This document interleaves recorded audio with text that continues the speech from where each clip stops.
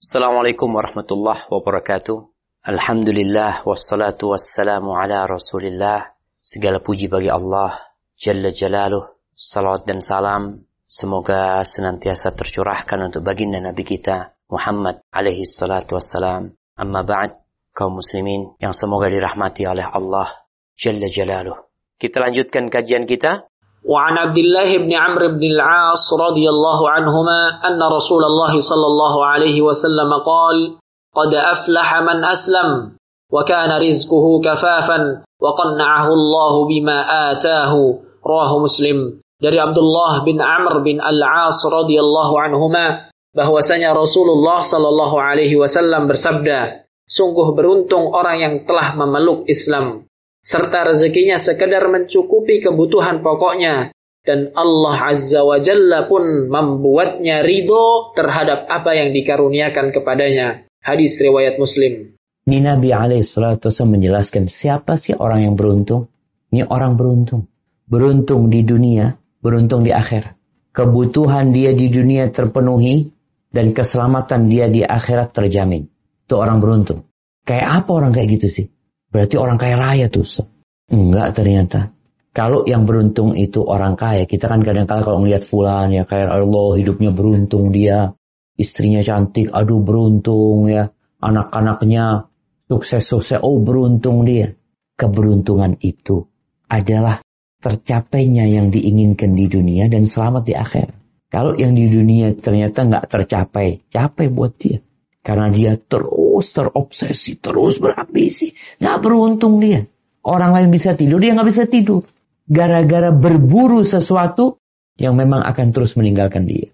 Terus gimana? Di sini Nabi SAW menyebutkan. Siapa orang yang beruntung itu? Yang pertama, man aslam. Kriteria pertama dia itu Islam. Jadi kalau orang kafir udah nggak beruntung. Tapi kalau engkau muslim, alhamdulillah. Syukuri nikmat Islam. Karena awal keberuntungan telah engkau dapatkan. Dan jangan dianggap remeh nikmat Islam ini. Bagaimana Abu Talib hidup bersama Nabi. Membelai Nabi. Tapi gak masuk Islam. Bagaimana dengan Abu Lahab. Pamannya Nabi SAW. Juga gak masuk Islam. Maka gak sembarangan Allah memberikan karunia ini. Kriteria pertama orang beruntung adalah masuk Islam. Yang kedua, wa kana rizquhu kafafan. Rizkinya itu mencukupi dia dan menghalangi dia. Mencukupi dia, mencukupi kebutuhan hidup dia dan menghalangi dia dari minta-minta sama orang. Udah alhamdulillah. Rizkinya ini cukup buat keluarganya dan tidak membuat dia minta-minta. Karena ada orang, ya kesian ya. Dia mungkin kerja cukup buat makan tapi buat bayar sekolah anaknya gak cukup. Ada yang kayak gitu. Tapi ini orang gak. Secara finansial dia nggak kaya, cukup. Yakni kebutuhan dia cukup dan menghalangi dia dari minta-minta kepada orang. Alhamdulillah jemaah. Ada satu lagi kriteria terakhir. Ini penting sekali. Yaitu waqanna'ahu Allah bima atah. Dan Allah pun membuatnya ridha terhadap apa yang dikaruniakan kepadanya. Ada qanaah, ada perasaan puas. Kalau perasaan ini nggak ada, sebanyak apapun harta yang engkau miliki, maka engkau tidak akan pernah kaya dan cukup. Karena perasaan menerima itu nggak ada. Ahibati fillah, bukan maksud hadis ini muslim itu nggak boleh kaya. Tapi hadis ini berbincang tentang bagaimana kehidupan manusia agar setiap orang memiliki kriteria ini.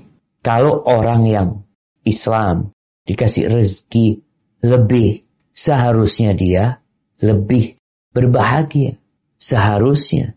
Tapi ternyata banyak yang ketika dikasih lebih, jadi sombong. Jadi congkak. Jadi bingung. Bingung dia itu mau diapain duitnya. Ada yang seperti itu. Berarti kan lebih baik engkau itu kasih cukup. Orang tuh kalau rezekinya cukup, nggak neko-neko aja. Dapat rezeki alhamdulillah, dapat gaji masya Allah, buat bayar sekolah anaknya, buat makan cukup alhamdulillah. Nggak kekurangan apa-apa alhamdulillah. Dan yang terpenting, puas dengan apa yang Allah berikan. Ridho. Hatinya itu menerima. Dan Allah Azza wa Jalla yang membuat dia hal itu. Tentunya ada usaha dari kita. Terkadang kita ini nggak akan pernah puas kalau selalu mendongak ke atas. Wallah jemaah. Ana manusia. Ana rasakan. Tatkala suatu saat mamanya, ana naik mobil, lalu melihat kepada mobil yang lebih bagus, dan ada ambisi untuk itu, udah selesai. Selesai apanya, Ustaz? Susah hidup kita. Tapi tatkala kita melihat kepada orang yang naik mobil yang di bawah kita, atau orang yang naik motor, atau orang yang jalan kaki, Masya Allah, kita akan qanaah. Bahkan kita akan mensyukuri nikmat yang Allah berikan. Maka kalau mau cari kebahagiaan, nih buat orang-orang yang berburu kebahagiaan, gak harus kaya antum. Tapi antum harus punya qanaah. Terus, ya paling gak miskin. Karena orang miskin, mau tidak mau dia juga kepikiran ya. Ketika orang miskin, mamanya gak punya yang mau dia makan. Ketika dia melihat anaknya, ya dia akan merasa terbebani karena dia bertanggung jawab. Kadangkala ibadah dia juga mungkin gak bisa fokus. Mau ikut kajian, gimana Ustaz mau ikut kajian Ustaz? Anda harus cari maisha. Tapi ada orang yang cukup, Alhamdulillah. Dan tentunya dia adalah seorang muslim. Maka orang ini adalah orang yang beruntung, jamaah.